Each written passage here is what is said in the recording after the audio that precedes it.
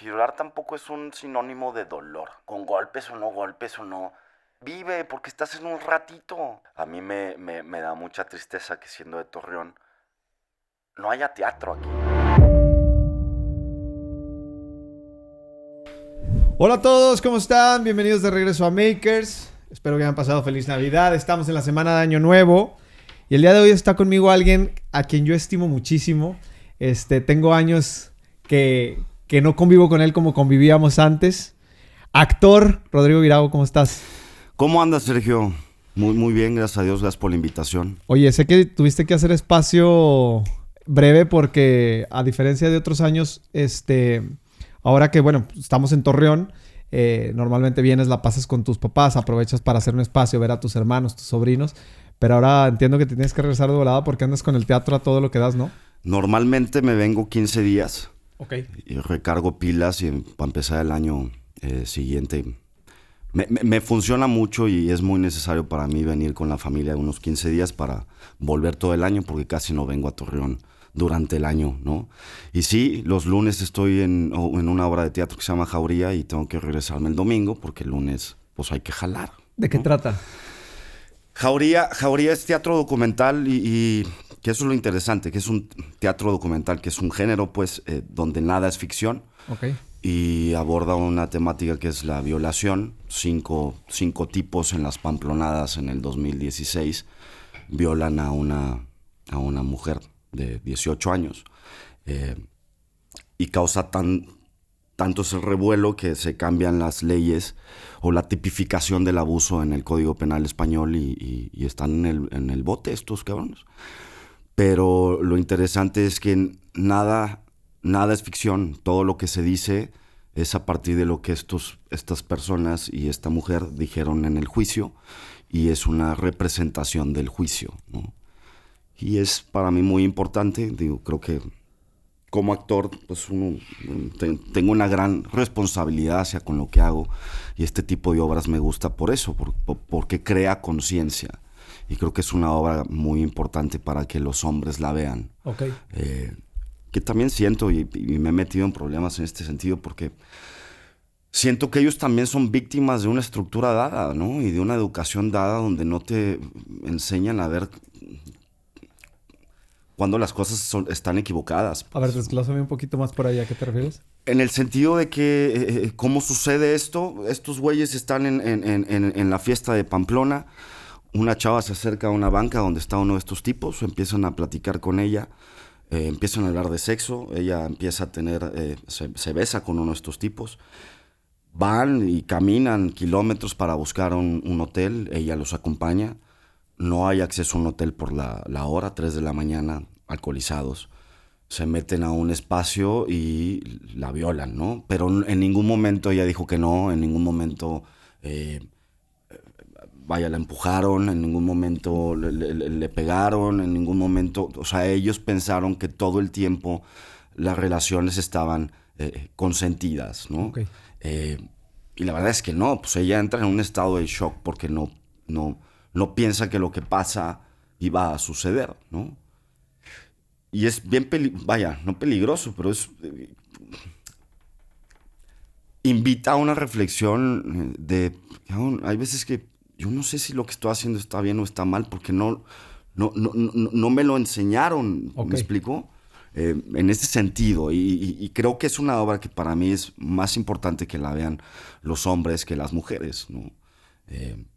Hay una cifra terrible que dice que de cada 100 mujeres, 30 han sido violentadas de alguna u otra manera. Sí, sí. Y entonces en el foro en el que estamos entran 120 personas. Afortunadamente casi siempre ha estado lleno, salvo 2 funciones, pero que han entrado 80.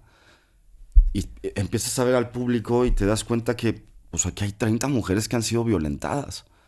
Y 30 abusadores, ¿no? Y es muy... Me genera mucha impresión el empezar a ver estos cuerpos de los hombres que se empiezan a hacer chiquitos como espectadores, de saber que se están reconociendo. Claro. Y en ese está sentido, checando. Sí, totalmente. Y en ese sentido, para mí el teatro es importantísimo. El teatro siempre he pensado que es una lupa que magnifica a los problemas sociales y los pone ahí. Sí. para generar, en el mejor de los casos, una catarsis y si no, mínimamente una discusión sobre Claro. lo que se pone en escena, ¿no? Sí. En este caso es la violación, el abuso, el maltrato hacia la mujer y la enseñanza que en esta estructura machista y patriarcal tenemos los hombres, ¿no? Sí. Y es muy interesante. Aparte vivimos en un país que aparte tiene un tema muy complicado sobre alrededor de todo esto, ¿no? O sea, en el cómo, en el lugar en donde están las mujeres. O sea, muchas veces cuando, por ejemplo, cuando pensamos en Medio Oriente o pensamos donde los derechos humanos no favorecen como debieran favorecer a las mujeres en equidad, etcétera. Pero el hecho de que allá sea un tema de derechos humanos y acá sí existan, no quiere decir que se practican, ¿sabes? A lo que voy es que, o sea, se vuelve complicado también acá. No, estoy totalmente de acuerdo y creo que mucho tiene que ver con el tejido social en el que vivimos, ¿no? Existirán las leyes que las protegen, Exacto. pero hay que entender que la mujer de alguna u otra manera ha sido violentada o sobajada durante siglos. En México y en el mundo, Sí, ¿no? sí. Y vivimos tiempos de cambios y cambios que son necesarios y de reflexión sobre qué cosas ya no funcionan. Y no solo contra la mujer, sino en todos los sentidos, ¿no? Estas cuestiones, la otra vez escuchaba a Marla en tu podcast decir de que los hombres en sus grupos mandan fotos de mujeres en bikinis o desnudas. Pues es que eso también tiene que parar, porque eso también es una especie de violencia. Pero totalmente. Sí, sí. Y de cosificar a la mujer y de... En fin, una serie de cosas que ni soy psicólogo ni nada, yo soy actor, compadre. Pues vamos a hablar de la actuación para no meterme en problemas. En los que ya me he metido varias veces. En los que ya me he metido. Pero sí, muy importante. Y eso es Jauría. Y Jauría, quien esté por México, está todos los lunes en el Foro Lucerna hasta el 17 de enero. O sea, está por terminar. Está por terminar, pero tendrá una segunda temporada en otro teatro, en el Helénico, por ahí de julio a agosto. Oye, a ver, ahorita me gustaría que regresáramos al tema de todo lo que estás haciendo ahorita, porque aparte sé que brincas de un proyecto y luego se empalma con otro, o sea, y eso está muy bien porque si hay alguien que está viendo esto y no te reconoce, también es bien importante mencionarles que tienes muchos años en este tema de la actuación. Eres un ejemplo de lo que es la tenacidad, de cuando alguien está comprometido con lo que quiere, lo has buscado, has probado distintas cosas, has estado en la tele, has estado en el cine, has estado en teatro. O sea, platícame un poquito del inicio de todo esto. Pues el inicio, de alguna u otra manera, tú formas parte de... Tú y la familia Berlanga y Rosa Concha, Héctor, sí. son parte, vaya, causante de que yo me dedique a lo que me dedico de alguna u otra manera. Ajá. O una especie de gatillo, ¿no? Ajá. ¿Cómo sucede? Yo, pues, estaba estudiando acá ingeniería industrial y luego estudié en Libero administración de empresas y no me acomodaba y de repente tenía un amigo que se quería dedicar a la música, que tenía un programa de radio, no me acuerdo en qué, en fin. Sí, 100.3. Y me dice, pues va a haber un casting del CEA. Y yo dije, ¿qué chingados es el CEA, güey? Pues la Escuela de Actuación de Televisa. Sí, sí. Pues vamos a hacerlo, ¿va? Y lo hice y ahí Héctor también tuvo mucha injerencia como para pasar al siguiente filtro. Ajá. Siguiente filtro que sucedió meses después, ¿no? Sí, y yo me había olvidado de que había hecho un casting para actuación. Lo que sí tenía muy claro es que me quería salir de Torreón. Yo desde que estudié en la militar, cuando llegué dije, no, la libertad. Una vez que te abren la jaula, ya no quieres volver a ser enjaulado. Claro. O a mí me sucedió así, ¿no? Entonces me quería salir de alguna u otra manera. Y entonces... Me acuerdo que cuando hago el callback, pues, o el segundo casting del CEA, tú ya estabas en México y estabas grabando... Ya tenía un rato. Tú ya tenías un rato y estabas grabando tu disco con Dorio, o no sé, ¿cómo se llama este güey? Sí, un cuate brasileño. Un cuate brasileño. Y me diste asilo para hacer mi casting. Pero me acuerdo que una noche antes tuvimos una fiesta, o había una fiesta a la cual me invitaste, como una especie de casino. Y pues yo me puse hasta mis manitas, pues. Y llegué al día siguiente a hacer mi casting en un muy mal estado. Y dije, bueno, pues aquí se acabó mi tema con la actuación, ¿no? Y meses después me dicen, oye, pues entraste y quedaste en el SEA. Y luego fue todo un tema de decirle a mis papás, oye, pues ya me voy, ¿no? O sea, ¿dónde, güey? Me voy a estudiar actuación. ¿Cómo, güey? ¿De qué me hablas? Siempre he sido como diferente en mi familia, ¿no?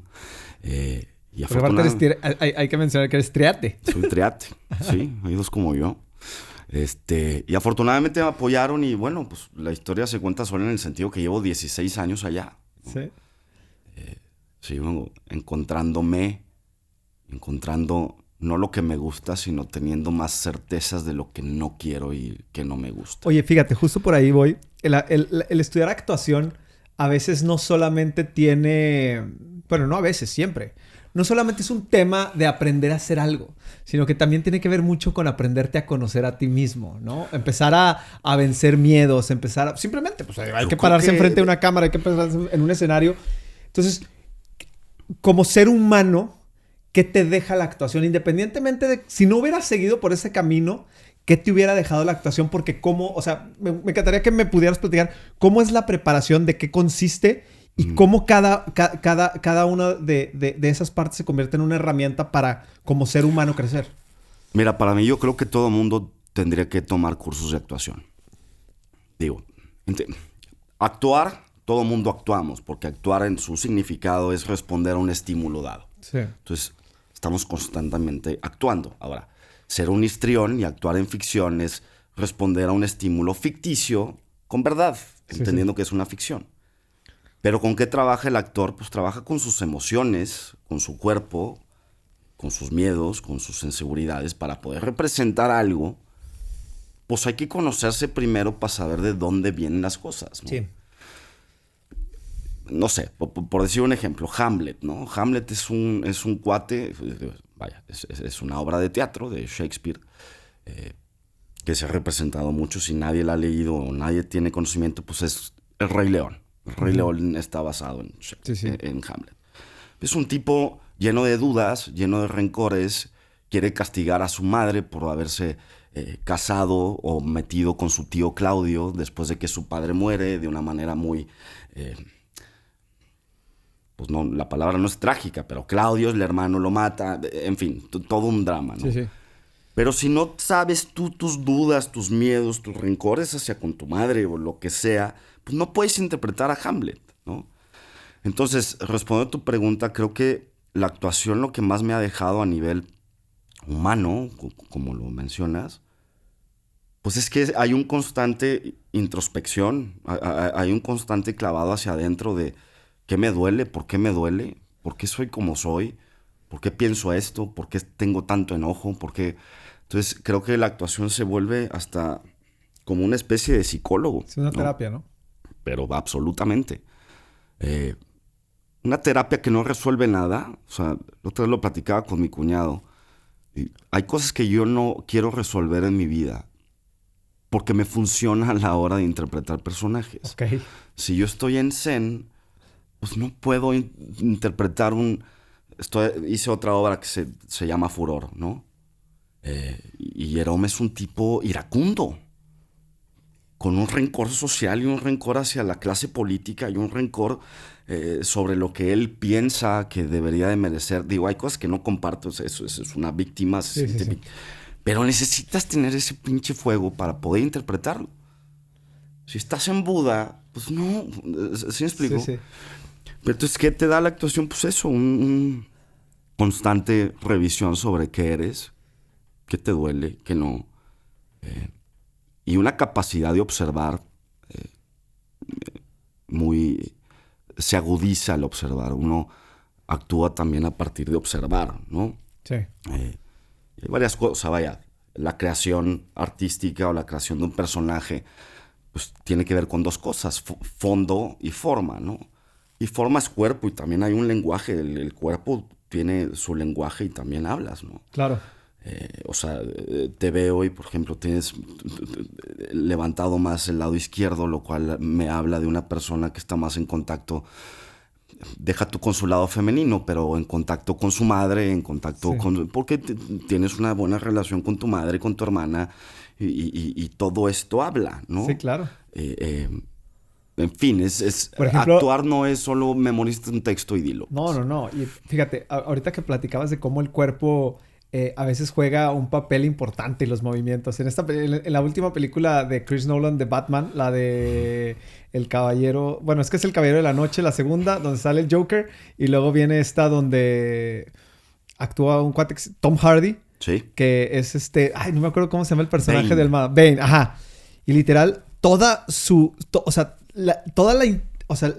la intimidación que te provoca, todas las emociones que te provoca con su personaje, lo hace con sus ojos. ¿Sabes? Como es una combinación de su voz. Claro, entiendo que desde las tomas, el hecho de que las hagan como de abajo para simular que es como mucho más grande y todo esto, pero sus ojos son la guía para todo el tiempo mantenerte como lo que lograba como con sus... Lo que lograba con los otros personajes de la película. Es como hacerlos chiquitos, ¿no? Porque era este ser así como magnánimo.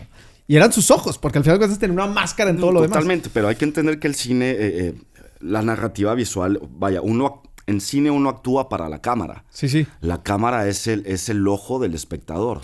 Sí. Y esa narrativa va contando la historia. Entonces sí, claro que los ojos hablan y vaya, hay una frase hermosa de la actuación que en el cine la cámara ve hasta lo que piensas. Entonces, lo que estás pensando la cámara lo va a registrar. Si no estás pensando en nada, se va a ver que estás haciéndote el pendejo, pues, ¿no? Sí. Pero es una cuestión de narrativa. A mí se me hace mucho más falso. Yo por eso amo más la actuación en teatro, claro, ¿no?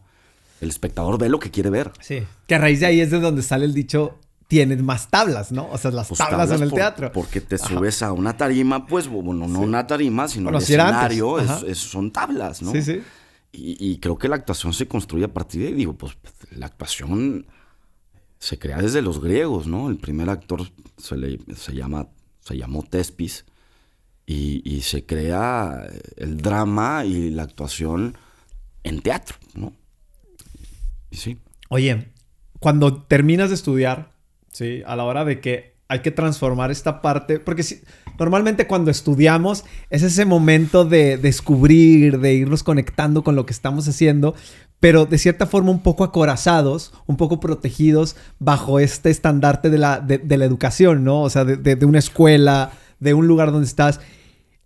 ¿Cómo es el shock cuando ya hay que salir a ponerlo en práctica, a darte cuenta que a lo mejor conseguir un trabajo no está tan fácil como... O sea, cuando te dicen, es que actuar, que yo creo que todas las profesiones tienen un grado de dificultad tremendo al momento de quererlas llevar a la realidad, pero cuando tú sales a toparte con este shock de tocar puertas, que se cierren las puertas, que se abra de repente una, pero a lo mejor no es lo que quieres, ¿cómo empieza a hacer ese shock con la realidad de empezar para confirmarte qué es lo que quieres, ¿no? Porque mucha gente puede decir, no, yo aquí me rajo. Sí, mira, en mi caso... Yo estudié en la escuela de Televisa y de alguna u otra manera vives en una burbuja en el entendido de que te hacen ver mientras estás estudiando que vas a tener trabajo ahí. Uh-huh. Porque de alguna u otra manera ellos forman actores dentro de su escuela para alimentar toda su industria televisiva, ¿no? Entonces... estudiando no tenía ese miedo de qué va a pasar después. De alguna u otra manera entendía que Televisa me iba a dar trabajo. Cosa que era muy equivocado, ¿no? No sucede así. Claro que saliendo empecé a hacer mis cosas de Mis Rosas de Guadalupe. Y luego hice una novela que se llama Verano de Amor. Y luego hice otra. Y luego hice otras cosas. Y luego la profesión misma te va, siento yo, colocando donde tienes que estar. O tuve conflictos ahí con gente en Televisa muy picuda. Y dejé de hacer cosas en Televisa. Pero el shock del que hablas para mí sucedió antes. Del salir de Torreón y llegar a una ciudad tan grande y estudiar algo tan fuera de lo común. Sí. Pero que a mí me encantó. Tú y yo vivimos juntos allá. Sí. Y yo llegaba encantado. ¿Feliz? Y vaya que era estudiar de 8 de la mañana a 8 de la noche. Y yo llegaba encantado. Y aparte te enfrentaban a cosas a las que no estabas acostumbrado. Que a bailar y que a que a la otra. Sí, no, y sigo sin bailar, ¿va? Pero sí, yo estaba encantado. Sigo encantado. Yo estoy enamorado de lo que hago. Sí. La otra vez me decías, o me preguntas estas cuestiones de cumplir sueños. Es que para mí nunca fue un sueño ser actor. Yo nunca quise ser actor. La profesión me encontró y ahora resulta que mi vida es esto, o gran parte de mi vida es esto. Y para mí no es trabajo, ¿sabes? Para mí es mi vida, ¿no? Y sí, es una profesión muy complicada porque no hay una constante, ni laboral, ni emocional. Entras en unas depresiones terribles cada que se acaba un proyecto. Y no porque a ver si encuentro algo próximamente, sino porque involucras tantas emociones que de repente se acaba y creas familias, sobre todo en el teatro, que creas familias, y luego pues ya los dejaste de ver, ¿no? Y tienes que despedirte también de un personaje que a lo mejor marcó mucho o te ayudó a entender muchas cosas que tenías atoradas en ti. Y entonces hay una poca...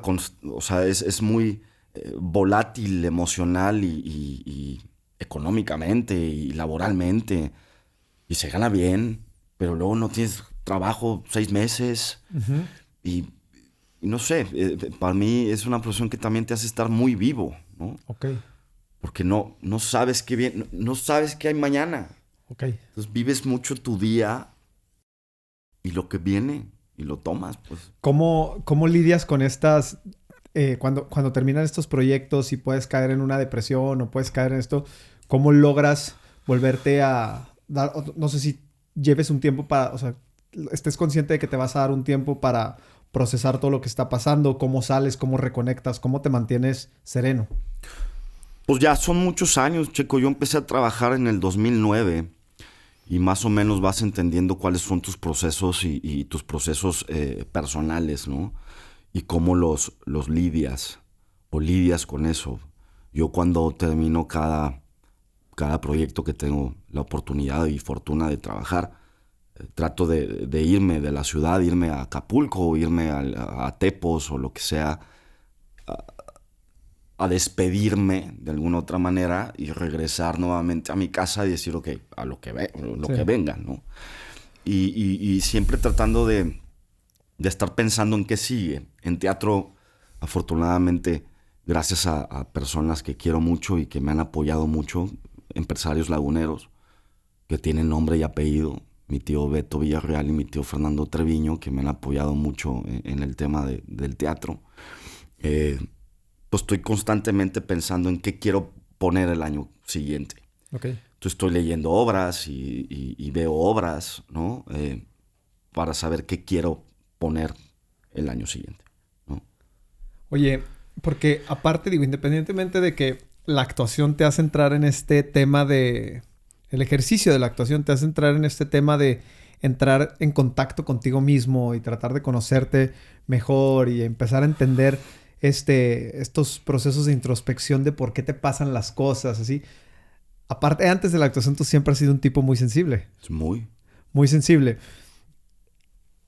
¿Crees que haya una conexión por la que tú encontraste un espacio en la actuación para poder canalizar ciertas cosas que a lo mejor no podías antes? Creo que... ¿O qué te da? ¿Qué fue lo que te regaló para poder decir, es que yo estoy enamorado de lo que hago? No, creo que insisto, creo que la profesión me encontró. Y una vez que me encontró, toda la sensibilidad que no podía encauzar estando chavo, pues encontré un lugar donde no solo encauzarlo, sino que es necesario y que aparte te aplauden y te pagan por eso, pues. Entonces es como... yo siempre lo he visto, es ser un niño y seguir jugando, pero pues es tu vida y es tu chamba. O sea, yo de repente juego a ser un ultra y por eso me rapo, ¿no? Un cabrón de ultraderecha, neonazi, o juego a ser un violador, o juego a ser un romántico que le va a decir a alguien, te amo, cabrón. Entonces es un juego constante, pero pues ahora resulta que es tu profesión, ¿no? Entonces creo que la sensibilidad que siempre tuve y que nunca... Yo me iba a llorar a mi closet, pues, ¿no? Sí. Porque me regañaba mi papá o mi mamá, porque ¿cómo te van a ver llorar? Pues, aquí en Torreón, ¿De qué me hablas? ¿No? Yo lloraba, como todos, pues, ¿no? Bueno, pues ahora encontré un espacio donde llorar es fundamental. Y a la vez no es fundamental, porque llorar tampoco es un sinónimo de dolor, ¿no? Sí, sí. Hay muchas maneras de expresar dolor. Pero sí, creo que mi sensibilidad abonó a que yo sea actor. O facilitó el camino, ¿no? Oye, ahorita que decías este tema de a veces me toca tener que interpretar el papel de un violador. ¿Qué te mueve? O sea, porque a final de cuentas, cuando estás actuando, pues se supone que entras en la personalidad y empezar a entender. Tú hace ratito lo decías, no solamente el qué hizo el violador, sino por qué lo hizo. O sea, todo el background que puede haber atrás bueno, pues es que este cuate no solamente, o sea, la violación fue una consecuencia de un montón de monstruos que este cuate cargaba. Entonces, hay algo que te mueva y que de repente, o sea, ¿cómo te desconectas de esa parte después de entrar tan duro al personaje? Pues de entrada entendiendo que es ficción, ¿no? Pero sí, para poder representar algo con veracidad, pues hay que meterse ahí. Y el proceso es complicado. Ahorita hablábamos de Jauría y interpreto a un cabrón que es un violador, ¿no? Y el proceso de estar tocando a tu compañera actriz durante todos los días en los ensayos, durante 2 meses. Sí, hubo un momento donde yo entré en una crisis nerviosa, una noche que yo temblaba, así como tú, pero... Pero yo de fábrica. Tú de fábrica, pero temblaba me siento incómodo con esto, ¿no? Pero te metes ahí y entiendes la psique de este cabrón. ¿En qué sentido la psique? Pues este tipo que se llama José Ángel Prenda, que es un buen tipo y es un tipo agradable, como hay muchos. Simplemente que a la hora de de empezar el acto sexual, algo cambia en él y se vuelve en un animal. Yeah. Un animal impulsivo donde la mujer no existe y entonces bájale los pantalones y empieza a tener coito, pues. Y pues sí es terrible el estar con... Sí te metes en unos temas muy complicados, pero entiendes que es ficción. Uh-huh. Y hay mucho diálogo, ¿no? Sí. Hubo mucho diálogo con mi compañera. Y aquí estás hablando de un personaje, vaya, de violación. Pero una vez, me acuerdo, empezando, hice un cortometraje donde tuve que interpretar a Diego Santos Riverol. Y pues agarra un cuchillo, un martillo y ve a la cara a una niña de 8 años. O sea, vaya, la vas a matar. Sí, te metes en lugares muy, muy de la chingada, pero entiendes que es ficción. Entiendes que es ficción, pero de repente, por ejemplo, si cuando tú ves ahora que están todas estas series de narcotraficantes, de esto y lo otro, o sea, de repente, cuando los malos son los protagonistas, por ejemplo, en el caso del, por ejemplo, el cártel de los sapos, por decirte así, que aparte tienen hasta este toque de comedia y así, o sea, tú como espectador empiezas a generar una empatía por ellos, ¿no? Empiezas a sentir este deseo de que, híjole, ojalá que no los agarren. O sea, empiezas a generar empatía porque te empiezan a mover, empiezan a generar una conexión contigo.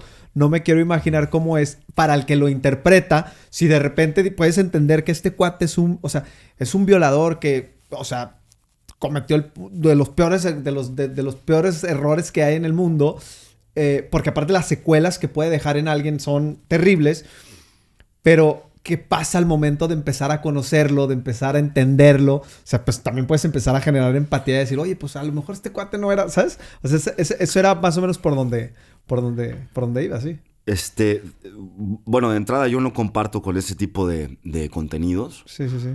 Yo iba a estar en un Señor de los Cielos, por ejemplo. Ajá. Y a mí se me hace terrible que glorifiquen o pongan de héroes a gente que no tiene nada de heroico lo que hace.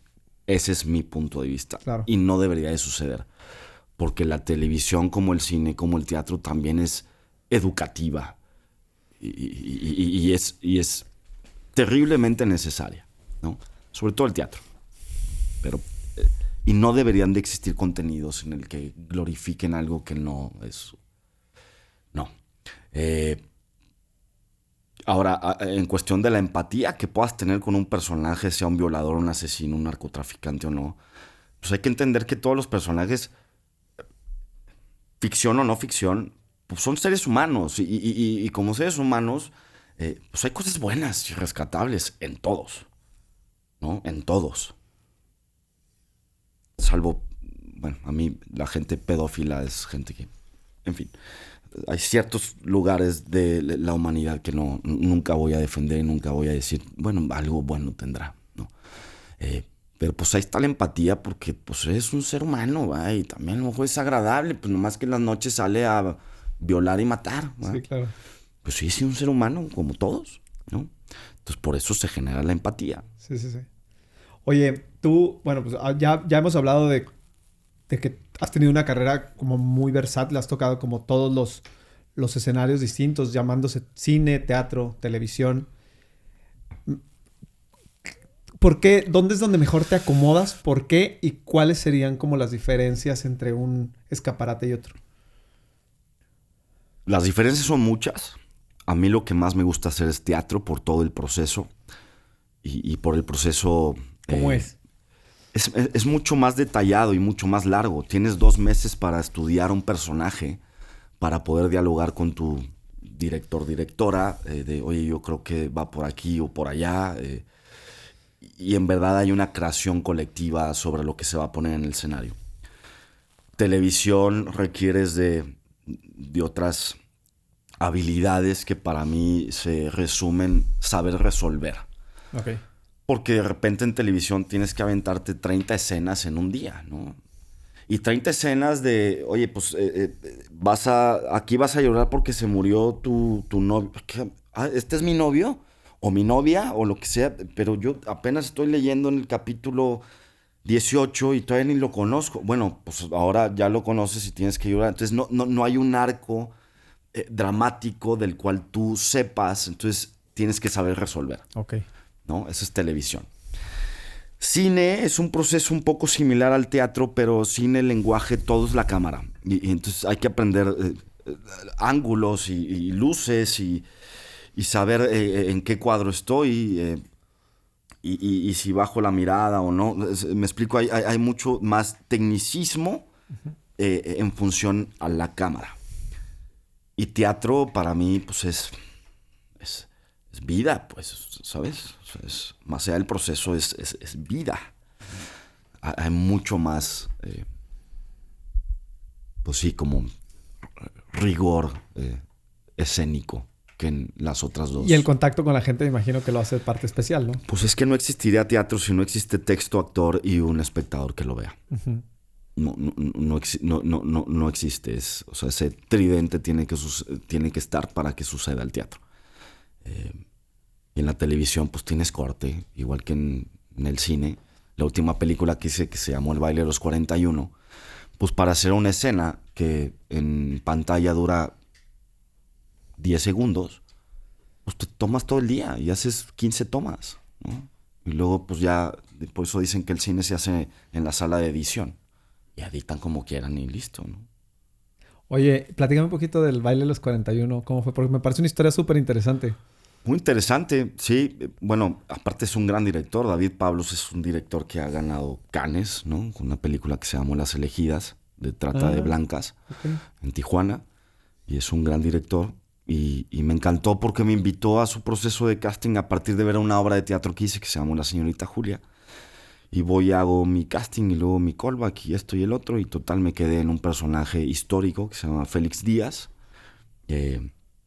Sobrino de Porfirio Díaz, y un personaje muy pues muy importante en la historia, nada más que nadie lo conoce, pues, pero o sea, él manda a matar a Madero, él se encierra en la Ciudadela, en fin, lo que estuvo padre ese proceso, vaya, ¿qué es el baile de los 41? Habla de la historia de Francisco Torre Emier, que se casó con Amada Díaz, hija de Porfirio. Era el yerno incómodo de Porfirio, porque era homosexual, ¿no?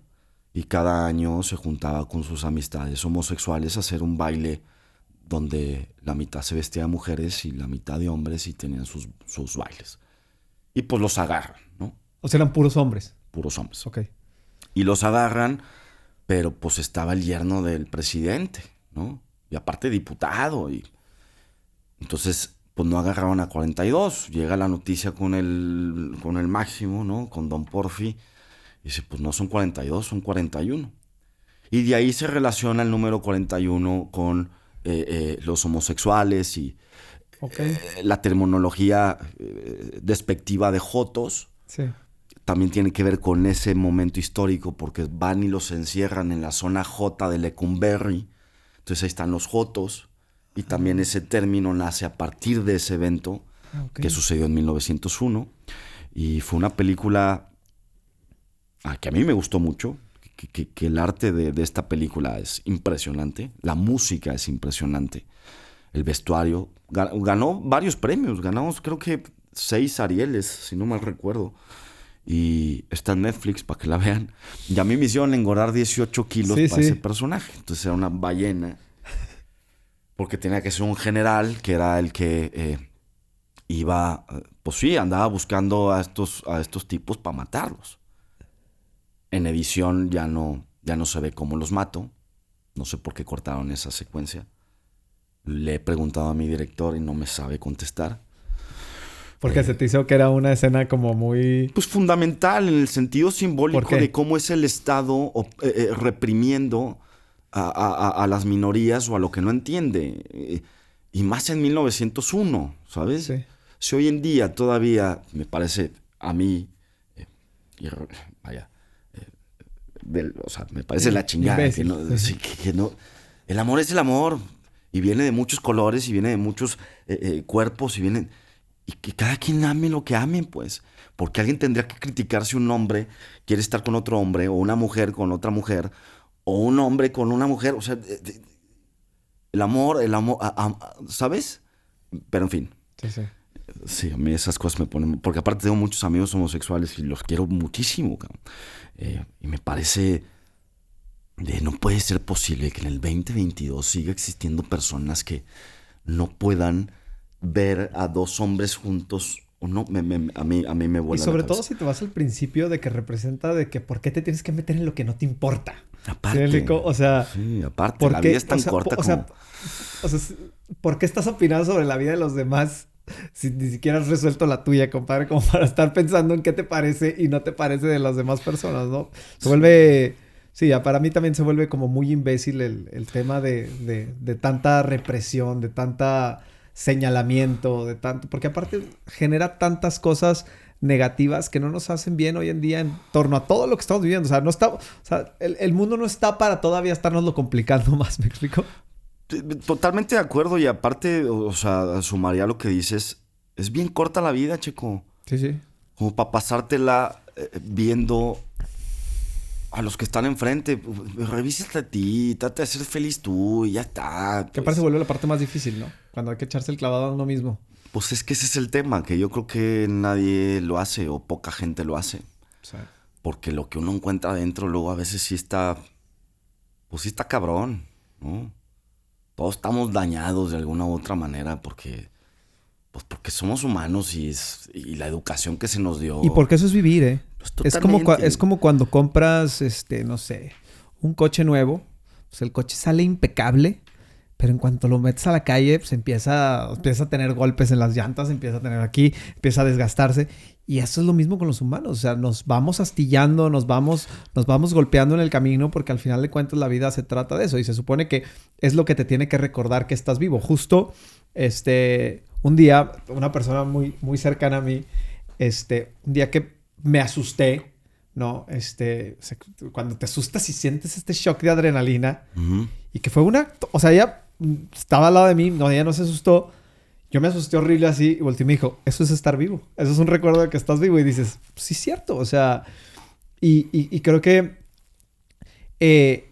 vivimos tan golpeados que sería mejor pasar tiempo pensando en qué nos pasa a nosotros mismos que estar metiéndonos en temas que aparte, si no existieran, tampoco te resolverían absolutamente nada así.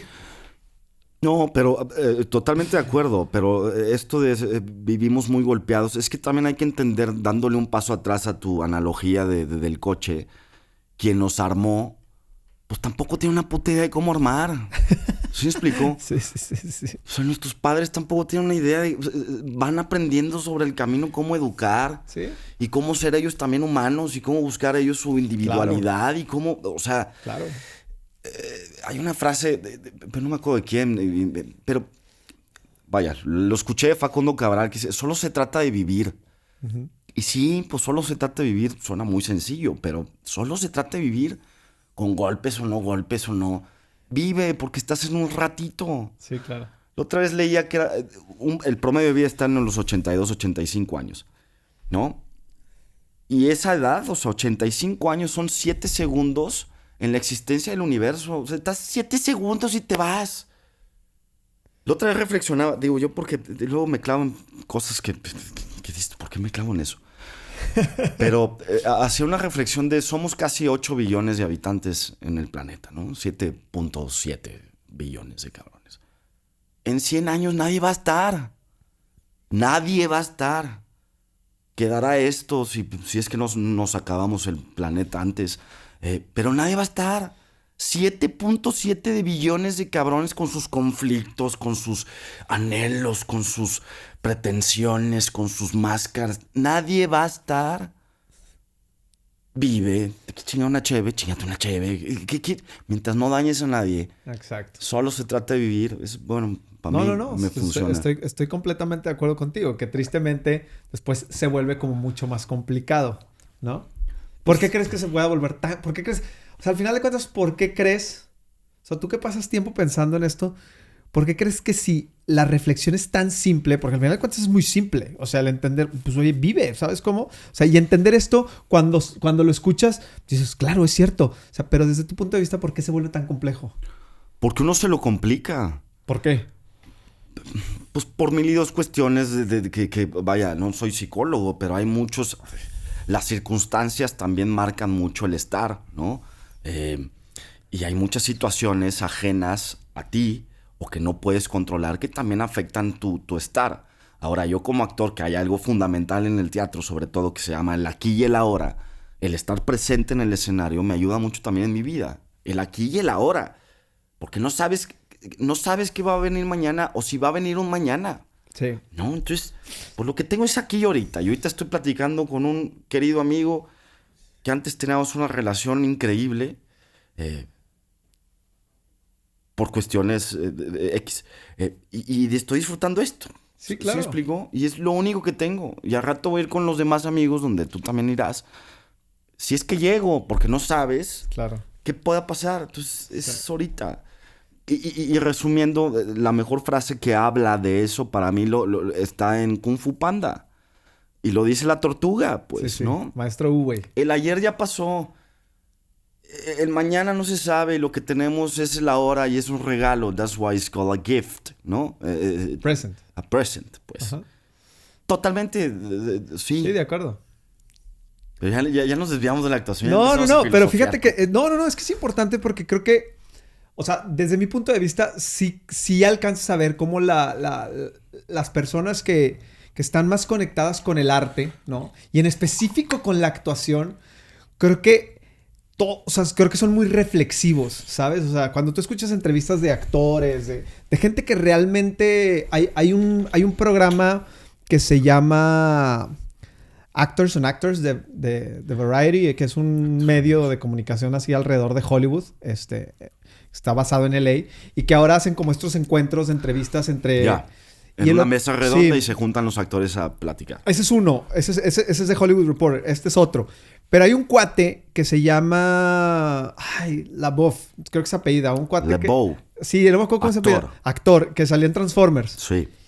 Y que ha pasado por una vida como muy dura alrededor de adicciones, de esto, del otro, de cómo las... Y la capacidad de reflexión...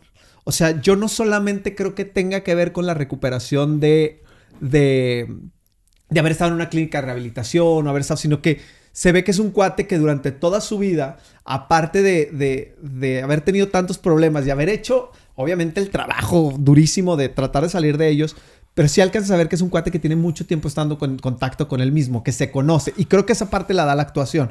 Por eso para mí es importante tocarlo, porque a final de cuentas...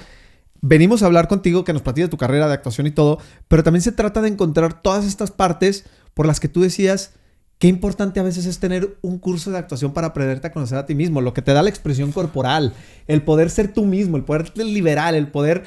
¿Cuánta gente puede extender los brazos y quedarse así 20 minutos? ¿Sabes cómo? Y no empezar a sentir esa inseguridad del mundo de por qué me estoy abriendo tanto, ¿no? Pues tú totalmente, o sea, a ver, tocas para mí un punto, digo, las artes son necesarias. Lamentablemente vivimos en un país y en una sociedad que le dan poca importancia. Las artes es lo último y le quitan presupuesto y, en fin. Pero para mí las artes son muy necesarias para fortalecer un tejido social que está desquebrajado. ¿Por qué? Porque para mí la actuación o las artes, la pintura, la arquitectura, la música, sensibilizan. Para mí siempre he sentido que las artes permite ver y no solo observar. Y te pone en contacto con lo humano, ¿no? Con los conflictos y con las cosas positivas también, ¿no? Y son necesarias, muy necesarias. A mí me da mucha tristeza que siendo de Torreón no haya teatro aquí.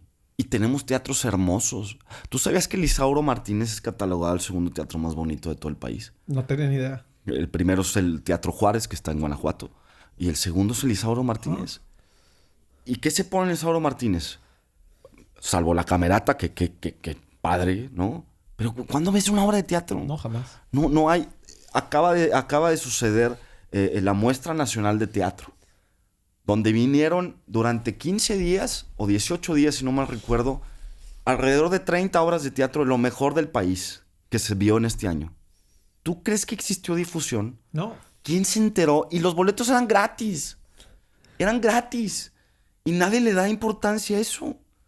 Y a mí me parece terrible. ¿Qué te dice de una sociedad que no consume este tipo? O sea, que no está receptiva de este tipo de producto. Es una sociedad miope. Es una sociedad donde imperan otro tipo de valores, más en el orden capitalista y en el orden monetario, donde...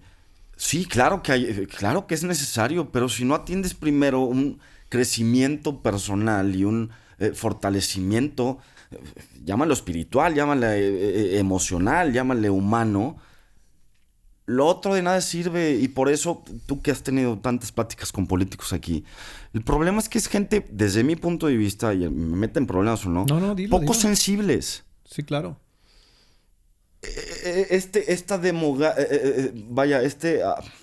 Palabrería de vamos a ayudar a la gente y al pueblo y vamos a hacer...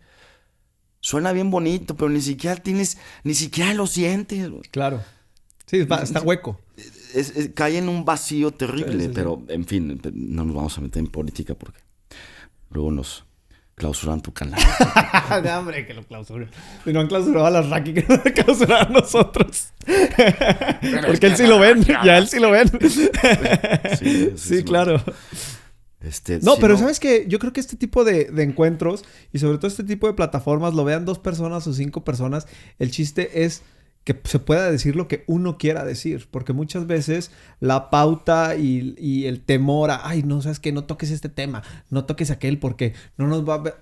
Son puras estupideces. O sea, y si realmente quieres hacer algo, hazlo, güey. ¿Sabes? Porque de otra forma, todos los 16 de septiembre festejamos que somos libres.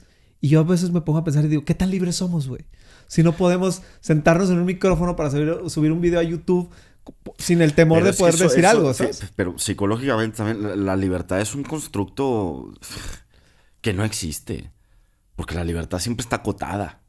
Entonces, libertad como tal no existe. Tú puedes pensar que tienes un libre arbitrio y una libertad sobre qué. Pero sin embargo, ¿estás de acuerdo que todos los 16 de septiembre lo festejas sin entender realmente lo que estás festejando?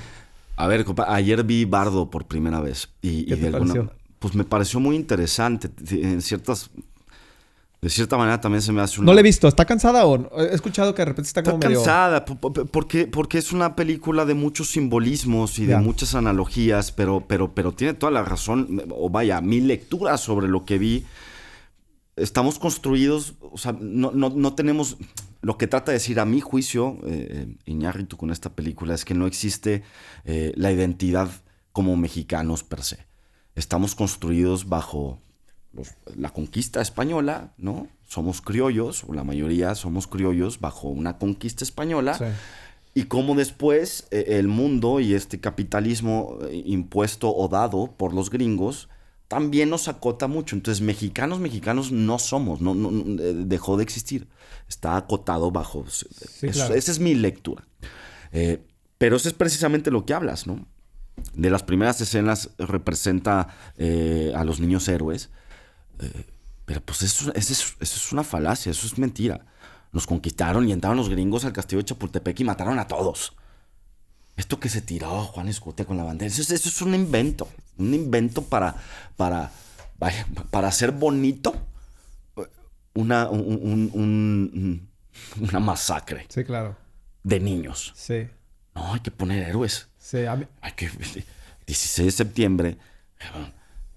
también es una locura. No, las cosas no sucedieron como... El tema es que la historia la escriben los vencedores. Sí, claro. Decía Winston Churchill. Exactamente. Pero es mentiras. Sí, fíjate. Y a mí, por ejemplo, me parece un simbolismo. Ahorita que tú hablas de esto, de cómo desde que nos conquistan, llegan y...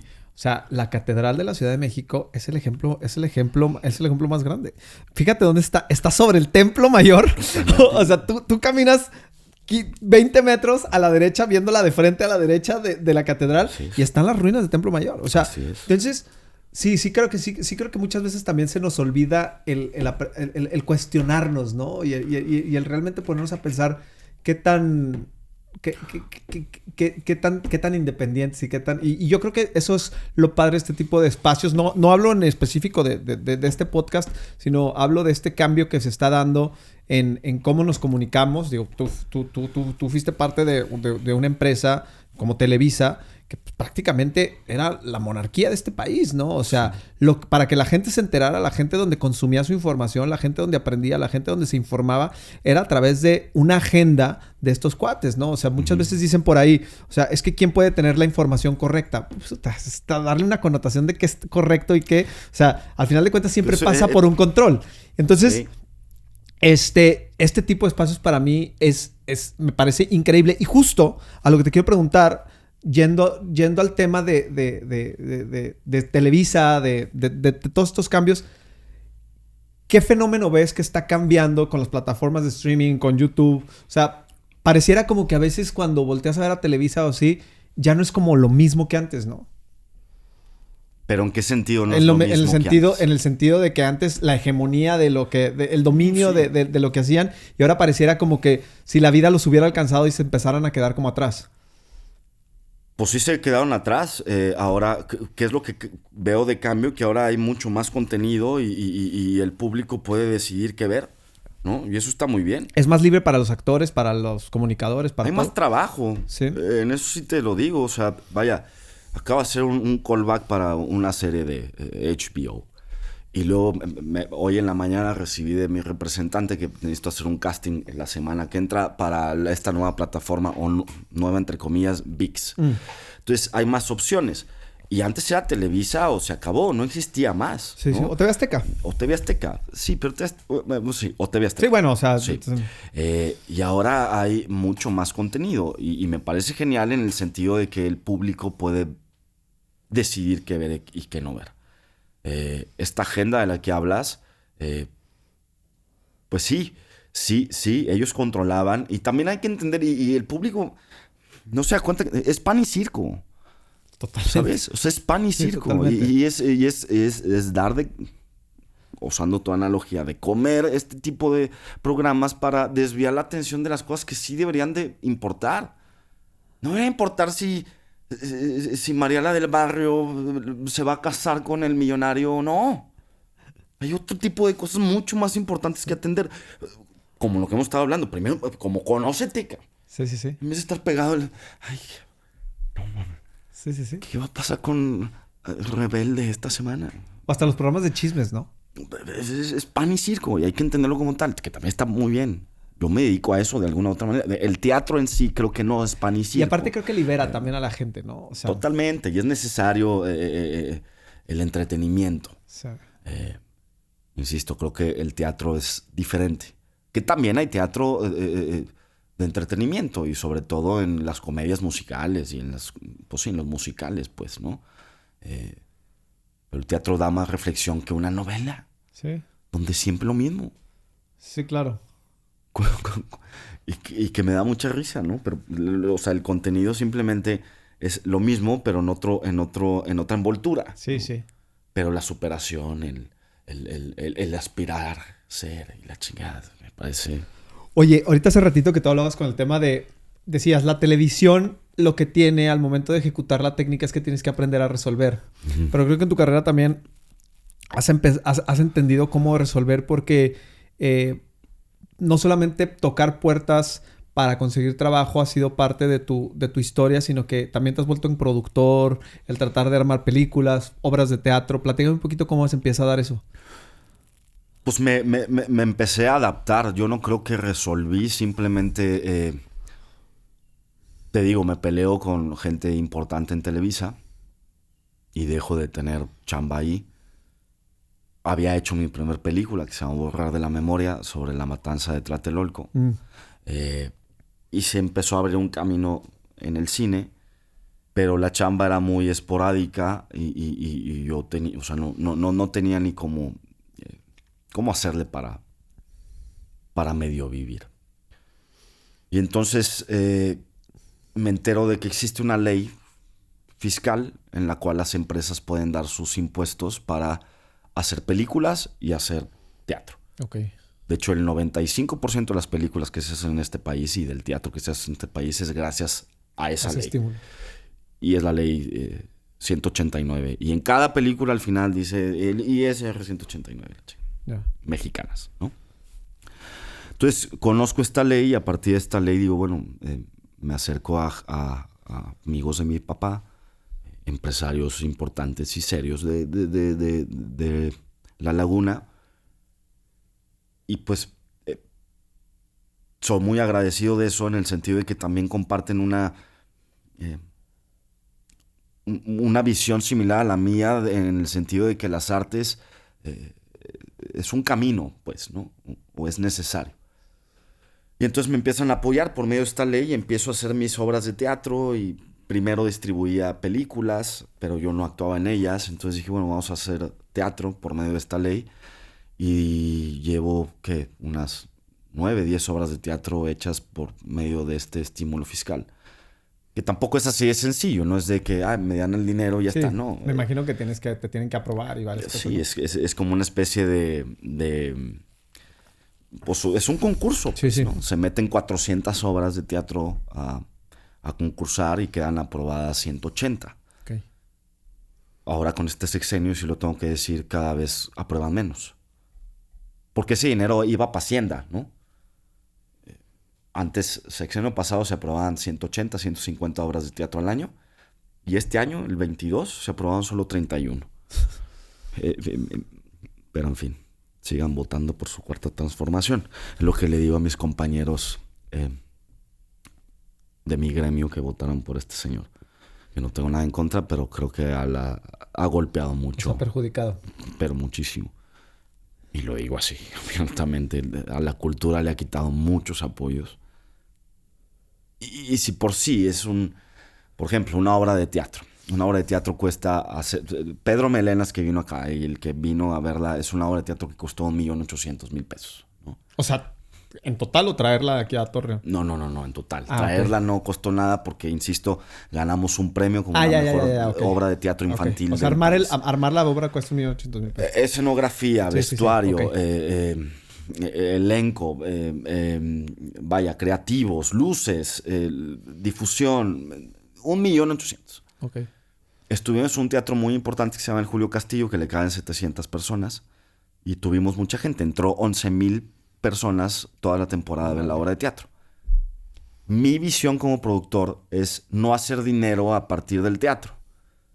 Si ya te dieron el dinero y ya todo el mundo está pagado por medio de este estímulo fiscal, a mí se me hace irrespetuoso, aparte ganar dinero de por medio. Entonces el boleto tienes que cobrar, ¿no? Porque tienes que cobrar, no lo puedes regalar. El boleto costaba 80 pesos, ¿no? Okay. Entonces 80 por 11,000 son 80,000, ¿no? Por así, 88,000.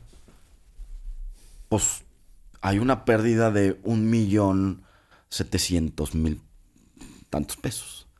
No es, o sea, no hay manera de que el teatro en este país sea costable en el sentido de si tú pones dinero de tu bolsa a capital de riesgo. No hay manera.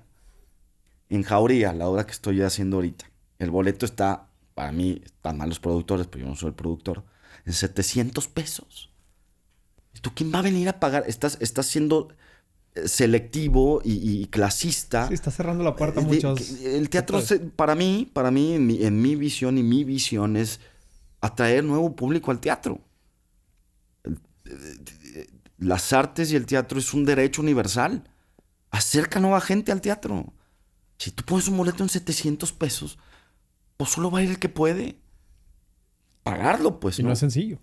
Por supuesto que no. 700 pesos es una lana, porque aparte, pues, si compras algo ahí, y aparte, pues, no vas a ir solo, ¿va? Vas a lo mejor con la esposa, llevas a un hijo, ¿va? O sea, ya traes una lana. Yo trato de regalar, o sea, si doy jueves, viernes, sábado y domingo de mis obras de teatro que produzco, los viernes las regalo a casas hogares, niños de la calle, que luego es un tema, el tema de cómo los llevas, ¿no? Sí, sí, claro. Pero trato de hacer eso, acercar gente al teatro. Oye, y a la gente, o sea, ¿tú sí ves un interés de la gente por acercarse al teatro? O sea... Yo creo que la gente que nunca ha ido al teatro y que va al teatro por primera vez sale distinta. Sí, contenta. ¿Y regresa? Por supuesto. Sí. Sí. Oye, regresando un poquito a Rodrigo, ¿cómo son los días? ¿Qué te hace a ti un día malo? O sea, todos los tenemos. Tú, digo, yo sé que eres un tipo sensible, sé que eres un tipo, que siente mucho. Y me gustaría saber los días malos, ¿por qué pueden ser? O sea, ¿cuál es tu batalla más difícil? Mi batalla más difícil. Pues qué buena pregunta, Sergio, pero yo creo que mi batalla más difícil con lo que siempre pelearé y que es contradictorio con algo que también me gusta mucho de mí es mi solitud. Okay. Amo mi solitud, no mi soledad, porque no me siento solo, me encanta estar conmigo. Pero entendiendo, como bien lo dijiste antes, yo soy triate, entonces entiendo el mundo acompañado. Sí. Y a la vez también te puedo decir que me salí de Torreón y que esta profesión me encontró, como te dije, pero un poco también para encontrarme a mí. Yo estaba hasta la madre que ahí van los triates, ahí van los... Espérate, güey. Esos triates tienen... No, o sea, es Diego, yo y Gerardo. Y somos individuos totalmente diferentes. ¿Por qué me vas a englobar en algo? No. ¿Y quién soy yo dentro de ese grupo? ¿No? De 3. Y me ha encantado, pero sí...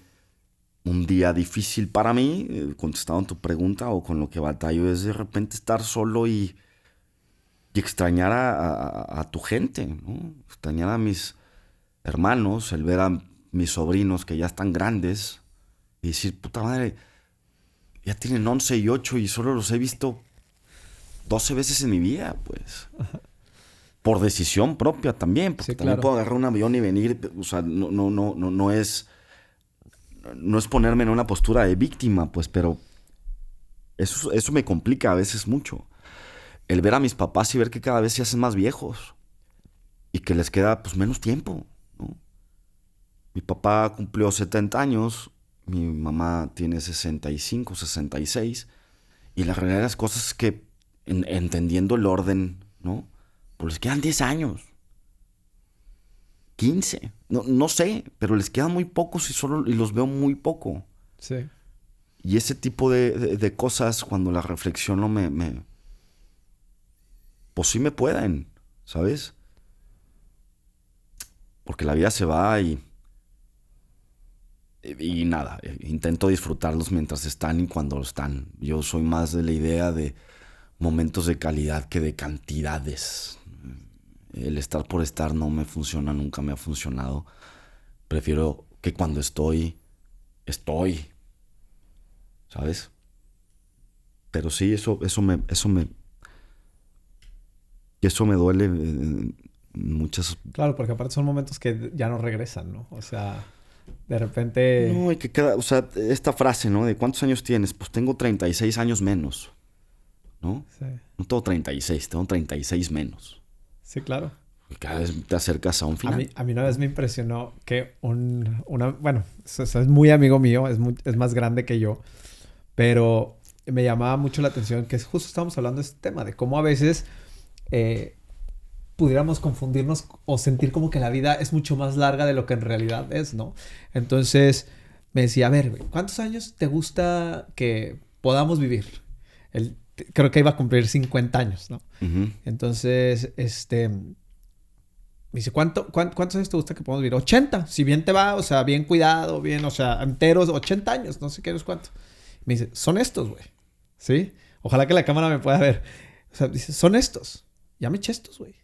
Y se fueron en nada, ¿sabes? O sea, me quedan estos 3. Y cuando lo ves así tan gráfico, dices, qué corto es el tiempo en el que estamos aquí, cabrón. Fíjate, hablando de reflexiones, la otra vez mi papá cumplió en octubre 70 años y pues ya entras a una edad ya de adulto. Pero hacía la reflexión, 70 años, 70 por 30, o sea, ¿El año? 6-5. 365, son 21,000 días, 22,000 días. No es nada. 21,000 días ha vivido mi jefe. Y el día se va así. Así. Así. Y cada vez va más rápido. Yo tengo una teoría de que ya dura menos. Llevamos 9,000 o 10,000 días vividos. No es nada, güey. O sea, 9,000 días vividos. Sí. Y la mitad de ellos, pues, por así decirlo. Sufriendo. Pues sí, es un niño que no tiene ni idea de nada. Y ahí vas así. Y los otros quejándote. Y los otros estás todo conflictuado, güey, porque no. Puta, trae la chingada. No, yo puedo ser actor, compadre. Oye, mi Rod, ¿qué sigue para ti? ¿Qué viene? ¿Qué buscas? ¿Hacia dónde vas? ¿Qué sigue? ¿Qué viene para ti? Vaya. O sea, ¿dónde están tu visión? Haciendo esto, yo tengo una gran responsabilidad y un gran amor sobre hacer el quehacer escénico. ¿Pero te gustaría hacer más cine? ¿Te gustaría hacer más teatro? Pues en teatro ahorita he encontrado un nicho y me encanta. El año que entra hago 3 obras de teatro. Este año hice 5. El año que entra hago 3. Hago una película también, bastante interesante. De estos niños que nacen con los doble sexo. Ok. Y la decisión de los padres de qué sexo le vas a construir ok. clínicamente. Hermafroditas, pero tiene otro término también. Y muy interesante. Y por ahí estoy cerca de hacer una serie también que me gusta porque es 1930 y en un pueblo y es un personaje. Qué padre. Pero pues nada, Chego, ¿qué sigue para mí? Estar haciendo lo que amo. Y fundamentalmente haciendo teatro y ojalá pueda traer más teatro aquí y acercar a los laguneros al teatro. Así es. Me encantaría. Pues no sé lo que te agradezco que hayas estado aquí. Si te soy honesto, creo que eres un tipo con el que siempre disfruto mucho platicar. Podrá pasar el tiempo, pero cada vez que nos sentamos a platicar, como cuando te quedaste conmigo en Los Ángeles, nos dan las horas platicando y eso que no cantamos. Y eso que no cantamos, porque si no, aguas. Volver a amar una vez más, compadre, el Aztec. Hay muchas historias. Exacto, carnal. Pues bueno, te agradezco mucho que hayas estado aquí. De verdad, gracias por darte el tiempo. Sé que lo tienes bien limitado. Sé que te viniste poquitos días a estar con tu familia. Como decías, no vienes mucho. Y así que te agradezco que hayas hecho tiempo para estar aquí. Mi querido Checo, yo te agradezco mucho la invitación. Me siento, no sé, raro de ver esta sala donde veíamos películas Exacto. de niños y ahora es un podcast muy interesante. Platicar con un amigo que quiero mucho. Y te agradezco mucho la invitación y muchas gracias, cabrón. Se te quiere de regreso y lo sabes. Pues muchísimas gracias a todos los que escucharon este capítulo. Feliz año a todos, lo mejor. Ya escucharon a Rodrigo lo que nos dice. La vida es muy corta. No hagan tantos propósitos de año nuevo, mejor vivan más. Les mando un abrazo. Nos vemos la próxima, Artur. Gracias. Adiós. Bye bye.